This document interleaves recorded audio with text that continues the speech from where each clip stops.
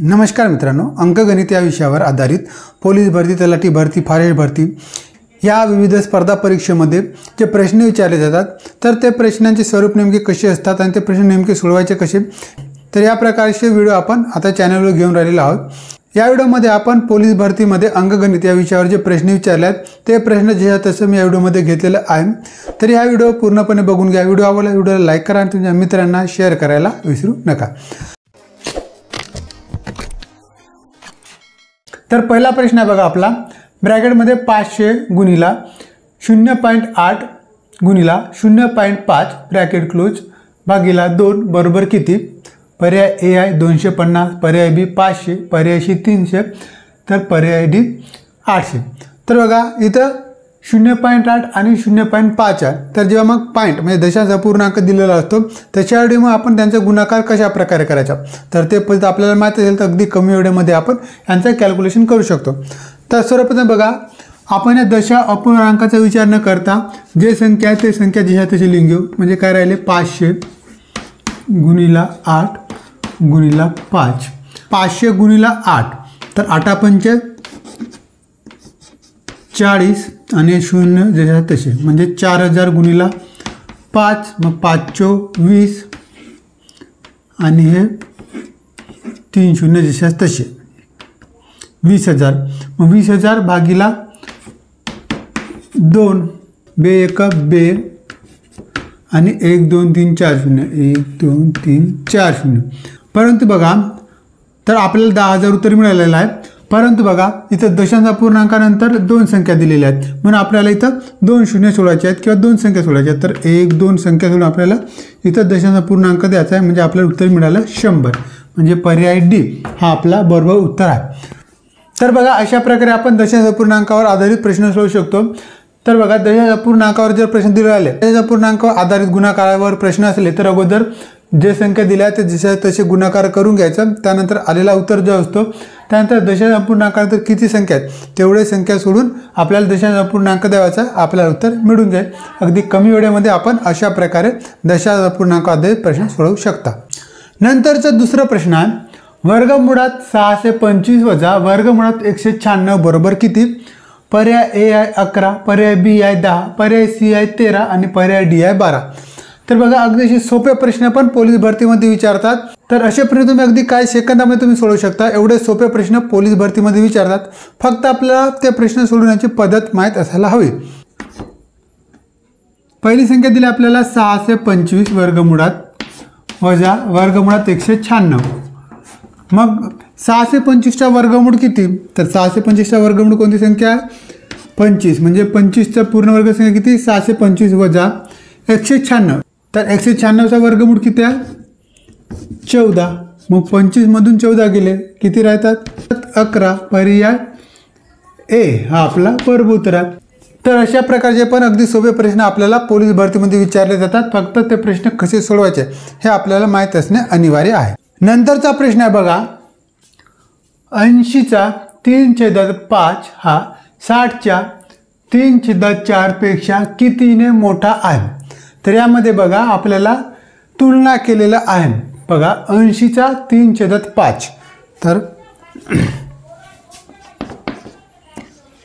80चा म्हटलाय म्हणून गुणिला 3/5, तर 60च्या कितीने मोठा आहे। कितीने मोठा आहे म्हटलाय, तुलना केलाय म्हणून इथे येईल वजा बाकी, वजा 60चा 3/4 म्हटलाय। आता आपण याचं कॅल्क्युलेशन केलं तर बघा 16 पंचे 80 आणि 15 चौ 60, मग राहिले काय, तर इथं आले 16 गुणिला 3 वजा 15 गुणिला 3, त्यानंतर 16 त्रिक 48 वजा 15 त्रिक 45, मग 48 मधून 45 गेले राहिले किती 3, म्हणजे पर्याय बी हा आपला बरोबर उत्तर आहे। तर बघा या प्रकारे जर प्रश्न विचारले तर अगोदर आपल्याला तो प्रश्न व्यवस्थित मांडून घ्यायचा आणि त्यानंतर आपल्याला उत्तर सोडवायचं। बघा 80च्या 3/5 चा म्हटलाय म्हणून आपण गुणाकार केलं आणि 60च्या 3/4 पेक्षा कितीने मोठा आहे, म्हणजे तुलना केली आहे म्हणून आपण इथं वजाबाकी घेतलं. त्यानंतर बघा 80 गुणिले 3/5 म्हणजे मग इथे 16ने भाग जातो, 16 पंचे 80 वजा 60 गुणिले 3/4 इथं 15ने भाग जातो, 15 चौक 60 म्हणजे इथे किती आले 16 गुणिले 3 आणि वजा 15 गुणिले 3 मग 16 त्रिक 48 आणि 15 त्रिक 45 48 मधून 45 गेले राहिले 3 पर्याय बी 3 हा आपला बरोबर उत्तर आहे. नंतरचा प्रश्न आहे टक्केवारी आधारित. तर पुढे जाण्या अगोदर बघा आपण जे प्रश्न घेऊन राहिले हे सर्व प्रश्न पोलीस भरतीमध्ये विचारलेले आहेत. तर काही काही मुलांना वाटत असेल की हे प्रश्न अगदी सोपे प्रश्न आहेत, तर अगदी असे सोपे प्रश्न पोलीस भरतीमध्ये विचारले जातात. तर तुम्हाला हे व्हिडिओ आवडले असतील तर व्हिडिओमध्ये पुढे जाण्या अगोदर व्हिडिओला लाईक करायला विसरू नका. प्रश्नात सचिनला परीक्षेत 40 पैकी 26 गुण मिळाले तर त्याला किती टक्के गुण मिळाले. तर बघा 40 पैकी 26 गुण मिळालेले आहेत. समजा एखादा पेपर 40 मार्काचा आहे, त्या 40 पैकी त्याला 26 गुण मिळाले तर त्याला किती टक्के गुण मिळाले हे आपल्याला काढायचे आहे. तर मग हे कसे काढणार आपण. तर बघा हा टक्केवारीचा प्रश्न आहे, किती गुण मिळालेले आहेत 26 गुण मिळालेले आहेत. मग 26 गुणिले 100 भागीला किती 40 40 पैकी 26 गुण मिळाले म्हणून ते भागाकार देते. आता हा शून्य कटला हा शून्य कटला मग राहिले किती 26 गुणिले 10/4 मग 26 गुणिले 10 260 भागीला 4 मग 260 भागीला 4 केले तर आपल्याला किती मिळेल 260 भागीला 4 केले तर आपल्याला काय मिळेल 4 छकून 24 उरले किती 2 मग 4 पंचे 20 म्हणजे 65 येत आहे आपला उत्तर. तर पर्याय डी 65 टक्के गुण मिळाले. 40 पैकी 26 गुण म्हणून 26 गुणिले 100/40 केलं आपल्याला उत्तर मिळालं आहे. नंतरचा प्रश्न आहे बघा 12वीच्या वर्गातील 120 मुलांपैकी 65 मुले पास झाली तर नापास मुलांची संख्या किती. सेम या प्रकारचा प्रश्न आपण अगोदरच्या पण व्हिडिओमध्ये घेतलेला आहे. यामध्ये बघा 120 मुलं त्यापैकी 65 मुले पास झाल्यात तर नापास झालेल्या मुलांची संख्या म्हटलं आहे. मग नापास झालेल्या मुलांची टक्केवारी किती हे जर आपल्याला माहीत झालं तर आपण मग ते त्यावरून संख्या काढू शकतो. तर बघा पास झालेल्या मुलांची टक्केवारी किती आहे 65%. मग नापास झालेल्या मुलांची टक्केवारी किती असणार 35% आहे ना. बघा 5 मुलांची टक्केवारी किती आहे 65%. मग नापास मुलांची टक्केवारी किती राहील नापास मुलांची टक्केवारी किती होणार 35%. तर आपल्याला 35% मुले म्हणजे किती हे आपल्याला काढायचे आहे. तर एकूण मुले किती आहेत 120 आहेत. 120चे 35% म्हणजे 120 गुणिले 35/100 हा शून्य कटला हा शून्य कटला राहिले किती 12 गुणिले 35/10 मग 12 गुणिले 35 किती होतात तर 12 गुणिले 35 होतात 420/10 मग यांचं कॅल्क्युलेशन करायची काही आवश्यकता नाही. हा शून्य कटला शून्य कटला राहिले किती 42 म्हणजे 120चे 35% म्हणजे किती तर 42 पर्याय सी हा आपला बरोबर उत्तर आहे. नंतरचा प्रश्न आहे एक कार जाताना 30 किमी/तास या वेगाने जातो व परत येताना 20 किमी/तास या वेगाने येतो तर तिचा सरासरी वेग किती. तर बघा या प्रश्नामध्ये आपल्याला सरासरी वेग विचारलेला आहे. पर्याय ए आहे 50 पर्याय बी आहे 26 पर्याय सी आहे 25 आणि पर्याय डी आहे 24. एकदा प्रश्न व्यवस्थित वाचून घ्या.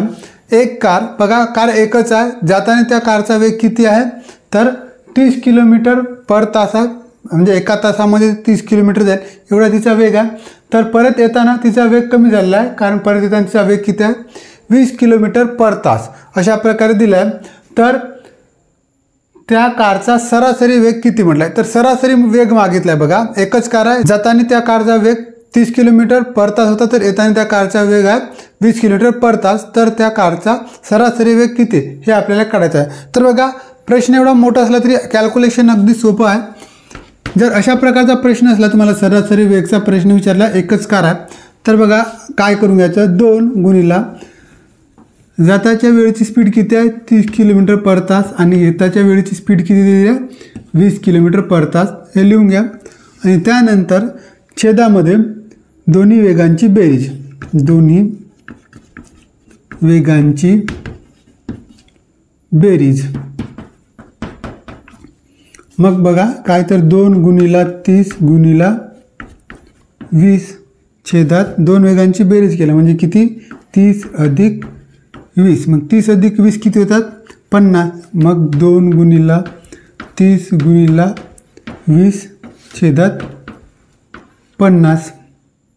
हा 0 कटला हा 0 कटला 5 छक्का 30. मग उरला काय तर उरले काय तर 2 गुणिला 6 गुणिला 2. मग 2 गुणिला 6 म्हणजे 2 गुणिला 6 बरोबर किती तर 6 दुने 12 गुणिला 2 12 दुने 24.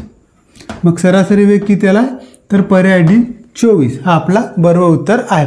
तर सरासरी वेग म्हटलं तर जाताचा वेग गुणिला यायचा वेग गुणिला 2 करायचा आणि छेदामध्ये दोन्ही वेगांची बेरीज. वेग बघा 2 आहेत म्हणून आपण इथं 2 घेतलं. दोन्ही वेगांची बेरीज केली दोन्ही. तर बघा 2 गुणिला 30 गुणिला 20 छेदामध्ये 30 अधिक 20 30 अधिक 20 होतात 50. मग 50 छेदामध्ये हा 0 कटला हा 0 कटला 5 छक्का 30. त्यामुळे 2 गुणिला 6 गुणिला 2. मग 2 गुणिला 6 किती 12 आणि 12 गुणिला 2 24. सरासरी वेग किती आला 24. पर्याय डी हा आपला बरोबर उत्तर आहे. नंतरचा प्रश्न बघा. हा प्रश्न पण टक्केवारीवर आधारित आहे. तर पोलीस भरतीमध्ये जास्तीत जास्त प्रश्न टक्केवारीवर विचारले जातात. तर बघा एका 700 पैकी 455 विद्यार्थी नापास झाले. बघा 700 पैकी 455 विद्यार्थी काय झालेत नापास झाल्यात. तर किती टक्के विद्यार्थी पास झालेत. तर बघा इथं पास झालेल्या विद्यार्थ्यांची टक्केवारी विचारल्या. तर टक्केवारी विचारली असेल तर कशावेळी काय करायचे आहे बघा आपल्याला. जे बघा 700 पैकी किती म्हटलं 455. तर 455 गुणिला 100 भागीला 700 करायचा. तर एकूण विद्यार्थी किती आहेत आपले बघा. एकूण विद्यार्थी आहेत 700. नापास विद्यार्थी किती आहेत मग नापास विद्यार्थी आहेत 455. मग पास झालेले विद्यार्थी किती असणार 5 विद्यार्थी. पास झालेले विद्यार्थी किती आहेत 445. मग 445 विद्यार्थी पास झालेले आहेत. 700 पैकी 445 म्हणजे किती टक्के होतील. तर आपल्याला बघा इथं मग काय करायचं आहे 445 गुणिला 100 भागीला 700 म्हणजे एकूण विद्यार्थी. 0 कटला 0 कटला 0 कटला 0 कटला राहिले किती 7. म्हणजे राहिले किती आता तर 445 छेदात 7. मग 445 छेदात 7 बरोबर किती येतात. यांचा जर भागाकार केला तर आपल्याला उत्तर मिळतो 35 म्हणजे किती 35%. तर पर्याय ए हा आपला बरोबर उत्तर आहे. तर बघा अशा प्रकारचा प्रश्न आहे. अगोदर बघा काय प्रश्नामध्ये काय विचारते आपल्याला टक्केवारी दिलेली असते तर विद्यार्थी काढायचे असते. तर इथं आपल्याला विद्यार्थी दिले आहेत तर टक्केवारी काढायची आहे. तर अगोदर बघितलं आपल्याला या प्रश्नामध्ये काय दिलं नापास विद्यार्थी दिले आहेत. तर अगोदर आपल्याला पास झालेले विद्यार्थी किती ते काढून मग त्यांची टक्केवारी काढायची आहे. तर अशा प्रकारे आपण काढू शकतो अगदी कमी वेळेमध्ये. नंतरचा प्रश्न बघा काम आणि मजूर यावर आधारित प्रश्न आहे. तर प्रत्येक पोलीस भरतीमध्ये या प्रकारचा प्रश्न असतो. प्रश्न काय विचारला बघा. एक काम 10 स्त्रिया 10 तास काम करून 24 दिवसात पूर्ण करतात तर तेच काम 8 स्त्रिया 5 तास काम करून किती दिवसात पूर्ण करतील. तेच काम म्हटलं आहे. मग 10 स्त्रिया 10 तास काम करतात तर ते काम करायसाठी त्यांना 24 दिवस लागतात. तर तेच काम 8 स्त्रिया म्हणजे बघा इथे 2 स्त्रिया कमी झाल्यात. 2 स्त्रिया कमी झालेल्या असून काम करणारे तास पण कमी झाला वेळ पण कमी झाला 5 तास काम करतात. 8 स्त्रिया 5 तास काम करतात तर त्यांना किती दिवस लागेल हे आपल्याला काढावयाचे आहेत. तर बघा अशा प्रश्नामध्ये जास्त डोकं लावायची काही जरूरत नाही. इथं काय करायचं बघा अगोदर काय दिलं आहे जे पहिले बघा पहिले दिलेले स्त्रिया तास आणि दिवस हे अगोदर लिहून घ्या. 10 स्त्रिया आहेत त्यानंतर किती तास काम करतात 10 तास काम करतात आणि किती दिवसात पूर्ण करतात 24 दिवसात पूर्ण करतात. मग तेच काम म्हटलं आहे म्हणून छेदामध्ये लिहून घ्या. आता स्त्रिया किती आहेत 8 गुणिला किती तास काम करतात 5 तास 5 ठीक आहे. मग 5 1 5 5 दुने 10 आणि 8 1 8 8 दुने 16 आणि 8 3 24. मग राहिले किती तर 2 गुणिला 10 गुणिला 3. मग 10 1 10 10 दुने 20. मग 20 गुणिला 3 म्हणजे 60. तर बघा तेच काम 8 स्त्रिया 5 तास करत असतील तर त्यांना किती दिवस लागतील पूर्ण मला तर 60 दिवस, म्हणजे पर्याय क्रमांक ए हा आपला बरोबर उत्तर आहे. नंतरचा प्रश्न बघा, एका वस्तूला 128 रुपयात विकल्यामुळे विक्रेत्याला शेकडा 20 रुपये तोटा झाला, तर त्या वस्तूची खरेदी किंमत किती? पर्याय ए आहे 180, पर्याय बी आहे 140, पर्याय सी आहे 160 आणि पर्याय डी आहे 170. तर बघा इथं खरेदी आणि विक्रीचा व्यवहार झालेला आहे. खरेदी व विक्री. तर बघा, समजा ती वस्तूची खरेदी किंमत दिली आहे का नाही, आपल्याला खरेदी किंमत काढायची आहे. समजा ती वस्तू 100 रुपयाला खरेदी केला असता, तर त्याने किती रुपये विकलेला असता? 80 रुपयाला, कारण 20 रुपयाचा तोटा झाला. 20 रुपये तोटा करून ती वस्तू विकलेला आहे. 100 रुपयाला ती वस्तू खरेदी केला असता, तर ती वस्तू कितीला विकला असता? 80 रुपयाला, कारण त्याला 20 रुपयाचा तोटा झालेला आहे विक्री केल्यामुळे. तर ती वस्तूची खरेदी किंमत किती? त्यानं ते विकला आहे 128 रुपये. किती रुपयाला विकला आहे? 128 रुपयाला विकला आहे. तर त्याची खरेदी किंमत किती हे आपल्याला काढायची आहे. तर काय करायचं, आपण यांचा तिरपा गुणाकार करून घ्या. म्हणजे x बरोबर 100 गुणिला 128 छेदात 80. हा शून्य कटला, हा शून्य कटला, राहिले किती? बघा आता 10 गुणिला 128 छेदात 8 राहिलेला आहे. तर 16 8 128 होतात. मग राहिले किती? तर 10 गुणिला 16, 16 160, म्हणजे ती वस्तू किती रुपयाला त्याने खरेदी केली असेल? एक्स बरोबर आपल्याला 160 रुपये, म्हणजे 160 रुपयाला ती वस्तू त्यांना खरेदी केला. तर बघा अशा प्रकारे आपल्याला उत्तर काढता येते. ती वस्तू मग त्यांना किती रुपयाला खरेदी केला होता? 160 रुपयाला खरेदी केला होता. तर 160 रुपयाला खरेदी केला होता आणि त्याने विकला 128 रुपयाला, तर त्याला शेकडा 20 रुपये तोटा झालेला आहे. शेकड्यावर 20 रुपये तोटा झालेला आहे. तर अशा प्रकारे आपण या प्रश्नाचं उत्तर काढू शकतो. या व्यतिरिक्त तुम्हाला पुन्हा कुठल्या टॉपिकवर प्रश्न हवे असतील तर तसे कमेंट करा. त्या टॉपिकवर सेपरेट व्हिडिओ बनवून त्यासंबंधीचे प्रश्न पण व्हिडिओमध्ये घेता येईल. तर या व्हिडिओमध्ये एवढंच. हा व्हिडिओ तुम्हाला आवडल्यास व्हिडिओला लाईक करा आणि तुमच्या मित्रांना पण शेअर करा, जेणेकरून त्यांना पण या संबंधीची माहिती मिळेल. आणि अजूनपर्यंत आपण चॅनलला सबस्क्राईब केले नसाल तर चॅनलला सबस्क्राईब करून घ्या. अशी नवनवीन माहिती तुम्हाला या चॅनलवर मिळत राहील.